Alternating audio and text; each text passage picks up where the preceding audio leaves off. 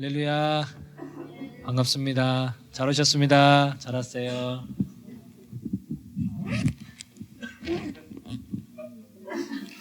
오늘 비가 많이 와서 아까 갑자기 많이 와서 걱정을 많이 했는데 다행히도 비가 그렇게 많이 안 와서 다행입니다. 오늘 뭐 별일 없으셨죠? 비가 와서. 네. 아까 막 우박도 내리던데. 별 피해 없으셨죠? 네. 다행입니다. 다행이에요. 제가 우리 그 리더들하고는 잠깐 그 얘기를 나눴었는데 저희 딸하고 큰딸, 저희 연우하고 이제 요즘에 뭘 하면서 노냐면 끝말잇기를 해요. 끝말잇기를 하는데 굉장히 저를 닮아서 그런지 이 친구가 굉장히 천재인 것 같아요. 제가 생각할 때는 굉장히 천재인 것 같아요. 왜 그러냐면 저희가 끝말을 못 이으면 꿀밤을 맞아요. 근데 우리 연우가 아빠 끝말잇기 하자. 오케이, 알았어. 그럼 끝말잇기 네가 먼저 해. 그랬더니 처음 저한테 했던 게 갑자기 기억이 안 나서. 예. 처음 저한테 얘기했던 게 달걀이었어요. 달걀. 그래서 제가 전혀 반격을 못하고 맞았어요. 그 다음에 그 다음번에 끝말잇기를 하자. 오케이. 그 끝말잇기 너부터 시작해. 그럼 연우가 또 저에게 한 방을 날렸어요. 그게 뭐였냐면 도너츠. 도너츠로 해서 또 맞았습니다. 어저께 있었던 일이에요. 어저께 네가 해. 연우가 처음으로 시작한 말이 뭐였냐면 여드름이었어요. 알고 그러는 건 아닌 것 같아요. 분명히. 그죠? 알고 그러는 건 아닌 것 같은데 하루하루 그 배운 단어를 써먹는 거거든요. 자기가 갖고 있는 단어를 써먹는 건데 공교롭게도 그게 저는 말문을 막히게 해요. 근데 뭐 제가 봐주면서 하죠. 이렇게 뭘 하면 이렇게 뭘로 끝나면 연우는 며느라 뭐 이렇게 해가지고 그냥 넘어가요. 네. 올라가 뭐 이렇게 해서 다 넘어가는데 이거 보면서 제가 참 이렇게 행복해요. 일단 말이 통한다는 게 너무 행복하고 얘가 뭔가를 알아간다는 게 참 행복해요. 알아간다는 게 참 행복해요. 제가 우리 아이하고 그런 걸 게임을 하면서 그런 생각을 해봤어요. 하나님께서도 우리가 자신에 대해서 아니면 성경에 대해서 알아가는 걸 보실 때 참 행복하시겠다. 참 정말 아무것도 모르던 사람이 하나하나 이렇게 알아가는 걸 보실 때 참 행복하겠다. 그런 생각이 들어요. 오늘 제가 또 여러분과 같이 말씀을 나누려고 하는데 우리가 이 시간 하나님을 더 알아가고 또 말씀 속에 감추어진 그런 하나님의 말씀의 은혜들을 또 우리가 알아가려고 하거든요. 좀 더 알므로써 하나님을 더 사랑하게 되고 알므로써 하나님께 칭찬받는 여러분들이 되셨으면 좋겠어요. 아멘? 네, 그런 마음으로 우리 말씀을 좀 보시겠습니다. 누가복음 17장이에요. 누가복음 17장인데 오늘 말씀을 준비하면서 정말 누구나 알기 쉽게 항상 그렇게 얘기하려고 하지만 정말 이번에는 쉬운 말씀으로 여러분과 좀 나누고자 해요. 그러니까 여러분들 잘 따라와 주시면 오늘 말씀을 통해서 하나님께서 놀라운 은혜들을 우리에게 주실 것이라고 믿습니다. 아멘. 네, 아주 쉽게 제가 잘 설명을 해드리도록 할게요. 누가복음 17장 11절부터 19절 말씀입니다. 누가복음 17장 11절부터 19절까지의 말씀 다 찾으셨나요? 네, 제가 읽겠습니다. 예수께서 예루살렘으로 가실 때에 사마리아와 갈릴리 사이로 지나가시다가 한 촌에 들어가시니 문둥병자 10명이 예수를 만나 멀리 서서 소리를 높여 가로되 예수 선생님이여 우리를 긍휼히 여기소서 하거늘 보시고 가라사대 가서 제사장들에게 너희 몸을 보이라 하셨더니 저희가 가다가 깨끗함을 받은지라. 그 중에 하나가 자기의 나은 것을 보고 큰 소리로 하나님께 영광을 돌리며 돌아와 예수의 발 앞에 엎드려 살해하니 저는 사마리아인이라. 예수께서 대답하여 가라사대 10사람이 다 깨끗함을 받지 아니하였느냐 9은 어디 있느냐 이방인 외에는 하나님께 영광을 돌리러 온 자가 없느냐 하시고 그에게 이르시되 일어나 가라 내 믿음이 너를 구원하였느니라 하시더라. 아멘. 아멘. 요한복음 4장에 보면 사마리아인 이야기가 나옵니다. 사마리아 여자 이야기가 나오죠. 사마리아인을 여자를 만나러 갈 때 우물가에 가서 물을 달라고 하시는 그런 장면 여러분 다 기억하실 거예요.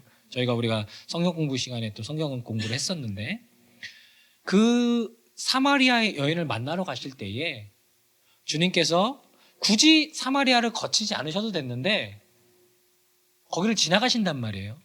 항상 예수님은 예루살렘을 향하여서 가시거든요. 근데 거기 옛날 이스라엘 백성들은 사마리아 땅을 안 가요. 내가 정통 유대인이라고 믿는 사람은 사마리아 땅을 가지 않습니다. 왜냐하면 사마리아 땅은 개, 돼지가 사는 곳이지 사람이 사는 곳이 아니라고 생각했어요. 거기서 사람을 만나면 말 그대로 사람 취급을 안 했어요. 개, 돼지.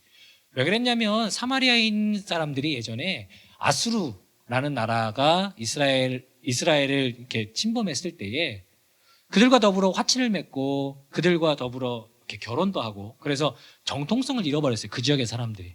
그래서 그런 시간들이 지나고 나서 사마리아인들을 유대인들이 봤을 때 쟤네들은 변절자들, 이방인들과 어울렸던 자들, 더러운 인간들 이렇게 취급을 한 거예요. 그래서 그 이후로 사마리아인들을 사람 취급을 하지 않았어요. 예수님이 사마리아 땅에 들어가서 여인을 만나시고 그 여인과 함께 더불어 이야기하시고 하는 장면들이 굉장히 충격적인 사실 장면인 거죠. 정통 유대인의 입장에서 봤을 때. 오늘 본문을 보면 예루살렘으로 가실 때에 사마리아와 갈릴리 사이로 지나가시다가 이렇게 말씀하면서 오늘 본문이 시작되어집니다. 아마 사마리아의 어느 지역인 것 같아요. 그러니까 여기로 들어가셨다는 것 자체가 사실은 정통 유대인들의 입장에서 볼 때는 해서는 안 되는 그런 행동을 하신 거죠. 그런데 사마리아 여인을 만나러 가실 때도 계획이 있으셨듯이 예수님께서는 이곳에 지나가시려고 하는 계획이 있으셨던 거예요.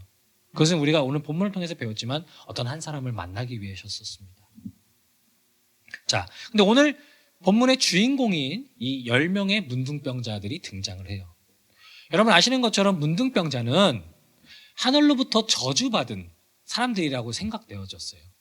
그러니까 문둥병에 딱 걸리면 저 사람은 그냥 무조건 하나님께 그러니까 하나님께 버림받은 사람, 하나님이 진노하신 사람, 그래서 그 무리에서 따로 떼어서 그 문둥병자들만 살도록 하셨다는 거예요. 그러니까 그곳은 사람이 찾아가서 문둥병자를 만나지 않는 이상은 밖으로 나와서 어떤 사람들과 일반 사람들과 만나서 접촉할 수 없는 사람들인 거죠.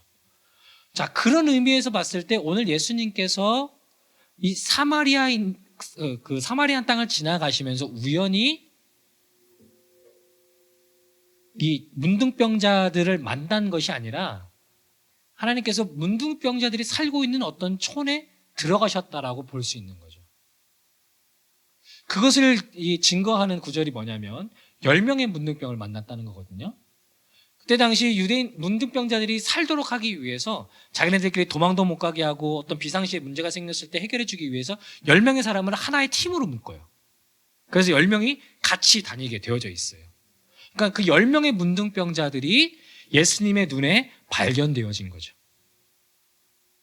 그 10명의 문둥병자들이 예수님을 보고 나서 일단은 유대인들이 문둥병자들하고 함께 하지도 않고 그들이 자기가 만진 것이 부정해진다는 걸 알았기 때문에 멀리 서서 선생님이요 라고 부르는 거예요.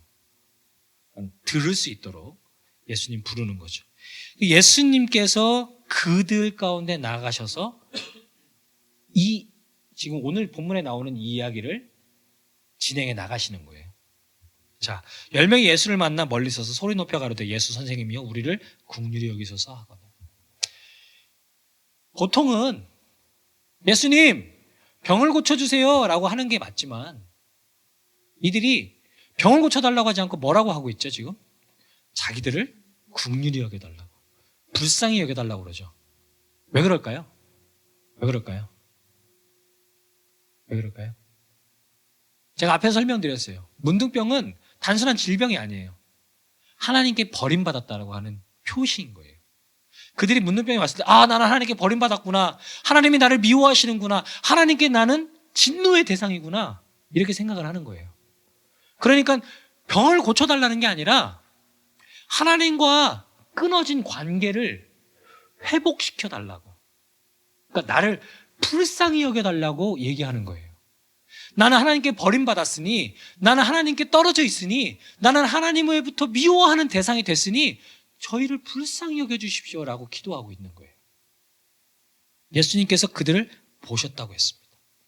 단순히 그냥 이렇게 보신 게 아니라 그들의 중심에서 나오는 안타까움, 애절함, 간절함들, 그런 것들을 예수님께서 보신 거죠.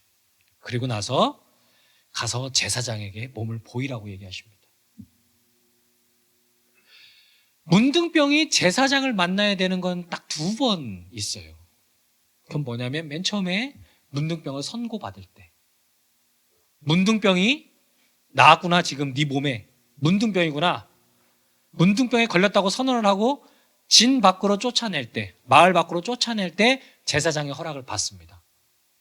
그리고 2번째 경우는 문둥병이 나았을 때, 문둥병이 나았네? 너 이제 마을 안으로 들어와도 돼. 이런 일이 거의 없지만 이럴 경우에 제사장을 만나는 거예요. 그 예수님께서 이렇게 대답하시죠. 놀랍게도 이렇게 대답하세요. 가서 제사장에 너희들의 몸을 보이라. 자, 이 2가지 설명한 것 중에 그러면 제사장에 가서 몸을 보이라고 하셨던 예수님의 말씀은 뭐에 해당되시겠어요? 네? 그렇죠. 2번째에 해당되는 거죠. 너희가 깨끗해질 것이니, 아니면 이미 깨끗해졌으니 가서 제사장에게 너희들의 몸을 보이고 마을로 돌아가라. 정상적인 생활로 돌아가라 라고 하는 말씀하고 똑같은 거예요. 그들이 믿는 유대인, 크리스찬으로서 그리스도의 오심을 그들이 기다렸던 아마 성도들이었기 때문에 예수님의 말씀을 믿었던 것 같아요. 그리고 돌아갑니다. 돌아가는 길에 무슨 일이 일어났다고요? 기적이 일어난 거예요. 나음을 입은 거예요. 하나님께 버림받았던 우리가, 문둥병에 걸려서 마을 밖으로 벗어났던 우리가, 사람들과 어울릴 수 없었던, 저주받았던 우리가 회복되어진 거예요. 치료된 거예요. 할렐루야. 얼마나 좋았겠어요. 그래서 10명의 사람들은 정신없이 제사장을 향해 뛰어갑니다.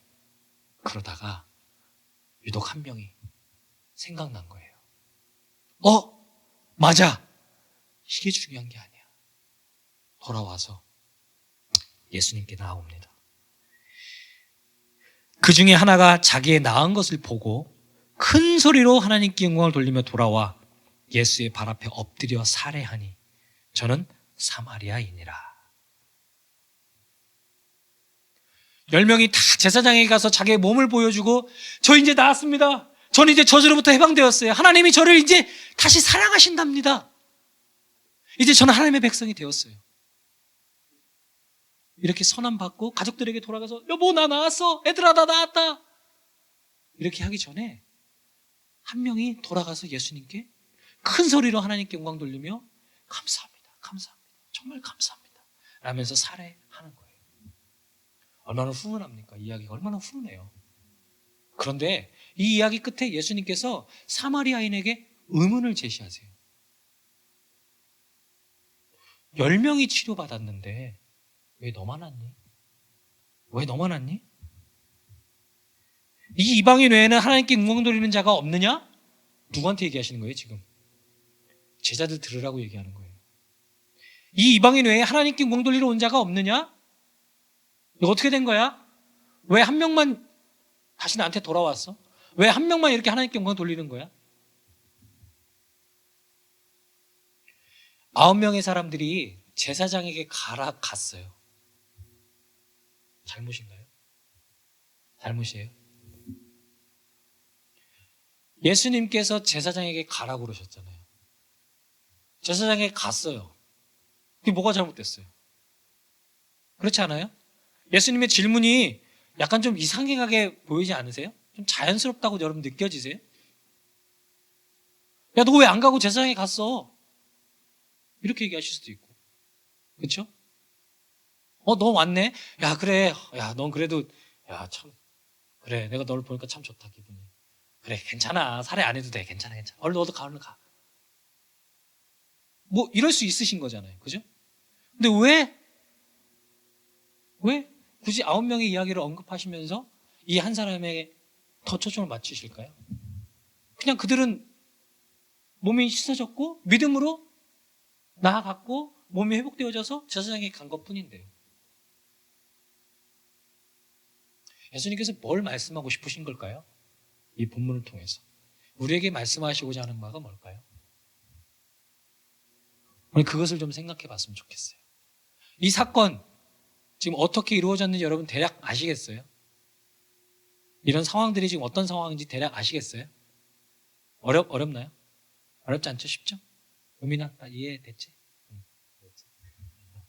의민이가 이해했으면 다 이해한 거예요. 9명이 잘못했다라고 보기가 어려운 거예요. 사실은 9명이 잘못했다라고 보기는 어렵고요. 예수님께서는 그 한 명의 한 사람에게 그 한 사람을 통해서 그때 당시 있었던 제사장들에게 그때 당시 있었던 함께했던 제자들과 바리새인들과 서기관들에게 하고 싶었던 말씀이 계셨던 거고 또 오늘날 우리에게 하시고 싶은 말씀이 있으신 거예요. 문둥병이라는 그 저주 아래서 사실 10명의 문둥병자들은 하나가 되었어요. 넌 이방인이고 난 유대인이고 이 필요가 없어졌어요. 사실은. 문둥병이 갖는 상징성이 있어요. 우리는 저주받은 자들이고 우리는 저 마을들과 함께 할 수 없는 마을 사람들과 함께 할 수 없는 사람들이고 우리는 우리끼리만 살아야 되고 우리끼리 위로하면서 문둥병자들은 비록 자기들이 병들었고 자기들이 함께 할 수 없는 가족들과 함께 할 수 없지만 자기네들끼리 의지하면서 사는 거예요. 그 안에는 어떤 사마리아인으로서의 어떤 차별 아니면 유대인으로서의 어떤 차별도 없습니다. 근데 유독이 이 한 사람이 이 사마리아인 한 사람만 예수님께 나아가서 하나님께 크게 영광을 돌리면서 자기가 고침받았다는 것을 감사함으로 경배해요. 첫째, 이 사마리아인을 통해서 예수님께서 말씀하시고자 하셨던 것은 어떻게 보면 이 사건을 인도하셨던 하나님께서 말씀하시고 싶었던 것은 어쩌면 예수 그리스도를 믿는 것에 있어서 문둥병자로서의 어떤 한계, 그 다음에 이방인으로서의 어떤 한계, 그들이 중요하지 않다라고 하는 것을 제자들에게 또 그 당시 그 사건을 목도했던 많은 사람들에게 보이고 싶으셨다라고 하는 거예요. 그러니까 이 사건을 통해서 두드러지게 사마리아인을 가장 높은 곳으로 올리시는 이유는 그 사마리아인을 주목받게 하시는 이유는 적어도 구원에 있어서 하나님을 믿고 하나님 안에서 하나님의 사랑을 받고 그 하나님의 은혜 안에 사는 것은 어떠한 제한이나 어떠한 차별 그런 것이 속하는 것이 아니라고 하는 것을 말씀하고 싶으실지도 몰라요. 문둥병이라고 하는 말은 이스라엘 백성들에게 적어도 하나님께 저주받은 자들, 하나님께 미움을 받은 자들이라는 의미입니다. 근데 그 문둥병이 가지는 영적인 의미는 뭐냐면요. 문둥병은 걸렸을 때 자기가 그것을 깨닫지 못해요. 서서히 병들어 갑니다. 무감각해져요. 그다음에 그것에 대해서 인식하지 못하는 사이에 고통을 느끼지 못해요. 그리고 손가락이 떨어져 나가고 발가락이 떨어져 나가고. 문둥병은 하나님께 저주받은 것이 맞지만 영적인 무지와 영적인 무감각으로 살아가고 있는 그 당시의 세대들, 그다음에 그 당시에 하나님을 알지 못하고 세상의 방법대로 살아가고 있는 많은 사람들을 대변하고 있는지도 몰라요. 오늘날 우리 하나님을 믿고 있는 우리들뿐만 아니라 하나님을 믿는다 하면서 교회 안에 있는다 하면서도 또 아니면 세상에 있으면서 하나님을 알지 못하고 무감각하게 자기가 죽어가는지도 모르고 하루하루 살아가는 많은 사람들을 우리가 영적인 문둥병자들이라고 표현할 수 있겠어요. 그중에서 사마리아인은 하나님께 저주받은 것에서 유대인의 입장에서 볼 때는 하나님께 저주받은 것뿐만 아니라 개, 돼지만 또 못한 사람들이었어요. 그런데 그에게서 하나님을 발견할 수 있는 영적 감각이 있다라고 하는 거예요. 그에게서 하나님은 그 중심의 믿음을 보시게 되는 거죠. 우리가 예수님을 믿고 사실 예수님 안에서 살아가고 예수님의 은혜를 받아 누리며 살아가는 이 삶은 우리가 정통 유대인이기 때문에 아니면 문둥병자가 아니기 때문에 누리는 것이 아니라 어떻게 보면 문둥병을 초월하여서 아니면 이방인이란 사마리아인을 초월하면서까지 임하시는 하나님의 은혜 때문인지 모릅니다.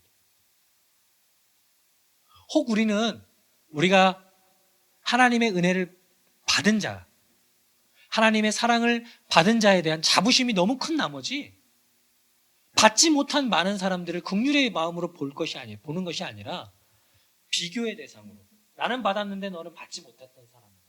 마치 유대인들이 사마리아인을 볼 때 어휴 저 저주받은 놈들 이렇게 보면서 손가락질했던 것처럼 안타까운 마음보다는 비교하면서 약간의 우월의식을 가진 마음으로 세상을 바라볼 때가 많이 있어요. 근데 오늘 이 말씀 가운데서 그리스도께서 분명히 우리에게 말씀하시고자 하는 것은 주님의 사랑이, 그리스도의 은혜가 미치지 않을 곳이 없다라고 하는 거예요. 그다음에 그 복음은, 그 그리스도의 능력은 시대와 공간과 사람과 모든 조건을 초월하여 임하신다고 하시는 거예요. 그것을 우리에게 보여주고 계신 거예요. 특별히 이 누가복음의 말씀은 이방인들에게도 하나님의 구원의 역사가 임할 수 있음을 보여주고 계신 거죠. 제자들은 아마 의아했을지 몰라요. 우리 왜 스승님이 저 사마리아 지역을 가실까? 저기는 진짜 안 가야 되는 곳인데, 예수님의 명성에 누가 될까 참 겁이 나네. 가서 사람이라도 만나시면 어떡하지? 아마 그런 것들을 생각했을지 몰라요. 근데 예수님의 구원의 계획 아래는 이미 사마리아인을 포함하여서 온 땅에 있는 이방인들을 향하고 있었어요. 그것을 제자들은 알지 못했죠. 예수님이 돌아가시고 난 이후에도 바울을 통해서 이방인에 대한 사역이 열려지기 전까지 여전히 베드로는 수석 제자라고 하는 베드로조차도 예수님께서 이방인을 향한 구원의 계획이 있으시다는 사실들을 깨닫지 못하셨어요.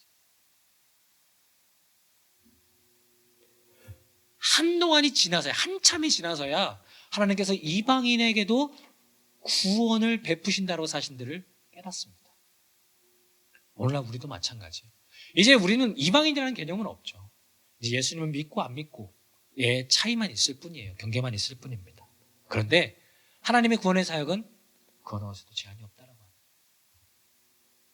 최악의 경우인 이 사마리아인 문둥병자에게도 하나님의 은혜와 긍휼은 어김없이 임했습니다. 그렇기 때문에 우리 먼저 믿은 우리들로서는 하나님의 은혜나 하나님의 구원의 사역이 제한 없이 이어져 갈 수 있도록 우리가 하나님의 편에 서서 하나님의 복음의 사역들을 감당해야 됩니다. 그런데 이 오늘 본문에서도 발견할 수 있는 중요한 원리가 하나 뭐냐면 그리스도는 찾아가셨다고 하는 거예요. 복음이 필요한 자에게 찾아가셨다는 거예요. 5 남자를 갈아치우고도 여전히 만족하지 못하던 사마리아 여인을 향해서 주님은 찾아가셨다는 거예요. 우리에게 요청되는 것이 바로 그것입니다. 그 사람들은 복음이 필요하다는 걸 몰라요. 실질적으로 분명히 복음이 필요함에도 불구하고 복음이 필요하다는 사실들을 모르고 살아간다는 거예요. 우리가 찾아가야 돼요. 우리가 보기에 복음이 필요하다 여겨지면 찾아가야 돼요.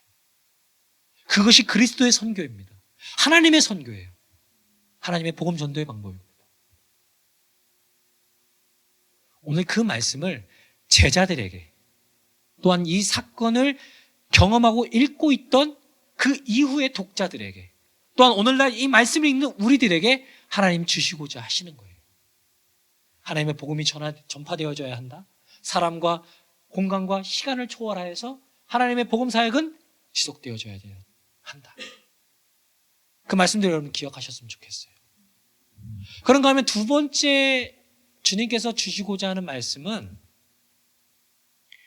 하나님을 믿고 하나님의 은혜를 경험한 자가 어떤 식으로 주께 반응해야 하는지에 대한 문제입니다.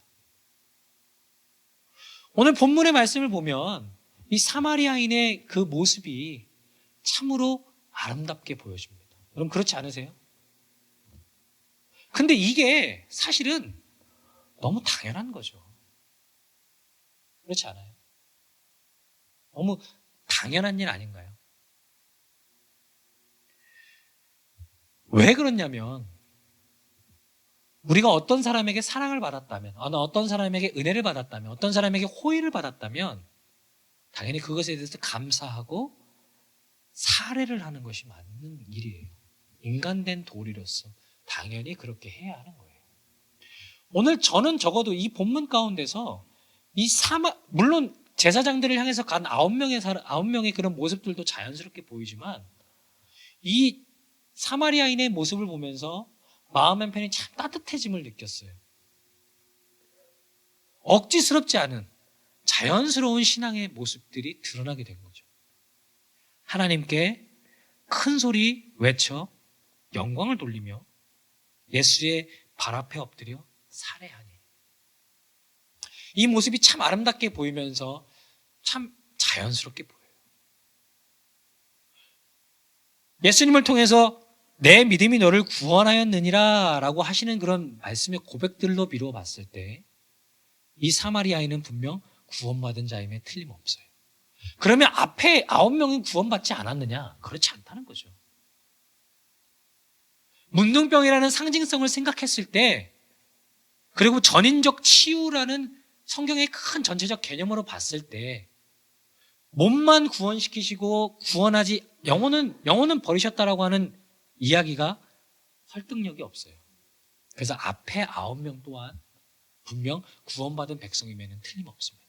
그런데 그 9명에게서는 구원받은 백성으로서 나타나는 어떤 표현이 드러나지 않은 것에 반해서 사마리아인에게서는 구원받은 백성이 어떻게 하나님께 그의 삶을 드리고 그의 신앙을 고백해야 되는지가 이 본문 가운데 드러나 있다는 거예요. 저는 그 중에서 좀 발견한 것이 뭐냐면 자원함과 마땅함이라고 하는 단어예요.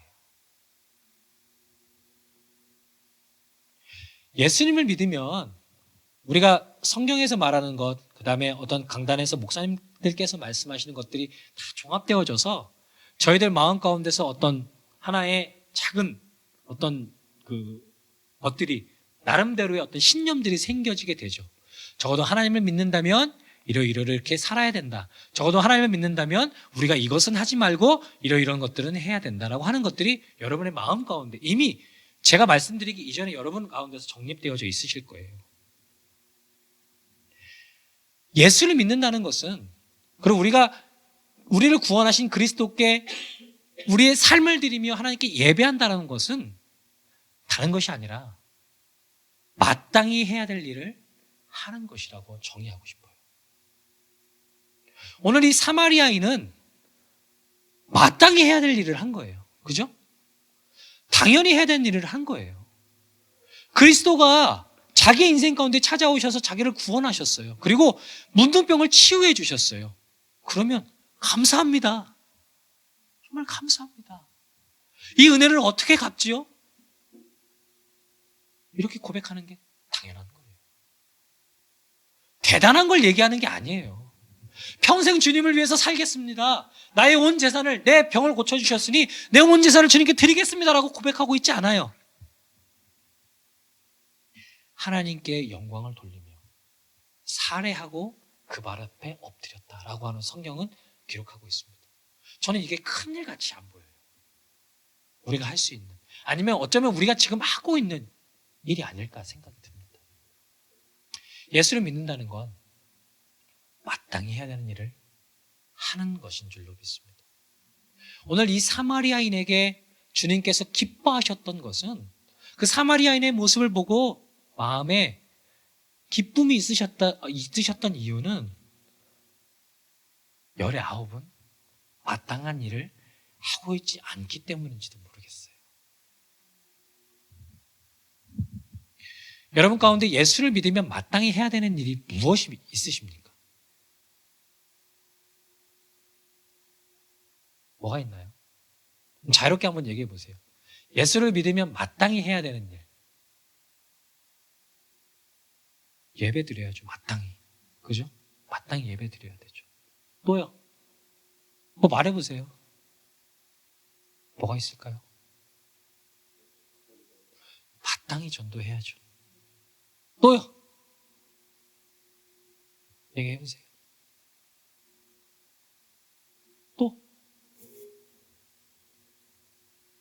또요?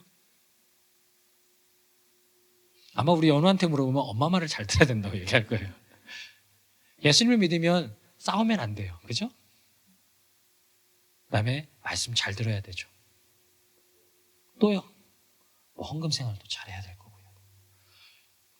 몰라서 안 하는 게 아니에요. 잘 알지만 안 하는 거죠. 또 하지 말아야 될 게 뭐가 있어요? 하지 말아야 될 게. 하지 말아야 될 게 뭐가 있어요? 예, 거짓말하면 안 돼요. 거짓말하면 안 돼요. 또 예수님 믿으면 하면 안 되는 게 뭐가 있어요? 미워하면 안 돼요. 시기하면 안 되고요. 또 뭐가 있어요? 어? 또 뭐가 있어요? 우상 숭배하면 안 되죠. 우상 숭배하면 안 돼요. 또요. 다 알죠, 그죠? 뭘 해야 되는지 알죠? 뭘 하면 안 되는지 아시죠? 여러분 마음속에 있는, 여러분의 생각 속에 있는, 이미 여러분의 신념으로 굳게 붙잡혀져 있는 마땅히 해야 될 일을 하는 것이야말로 구원받은 사마리아인 같은 우리가 주님께 드릴 수 있는 신앙의 고백이요 삶의 고백인 줄로 믿습니다. 오늘 그리스도께서 작정하시고 그 땅에 들어가셔서 사마리아인 하나를 정말 어떻게 보면 주님께서 꺼내지 않으셨으면 오랫동안 묻혀있을 보물 하나를 주님께서 발견하셔서 우리들 앞에 세우셨습니다. 이 사람을 보면서 우리는 참 많은 생각들을 하게 돼요.